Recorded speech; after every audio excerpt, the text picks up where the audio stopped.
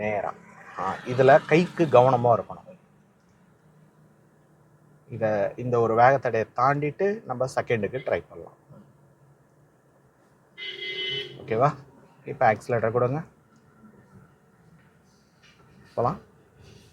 இன்னும்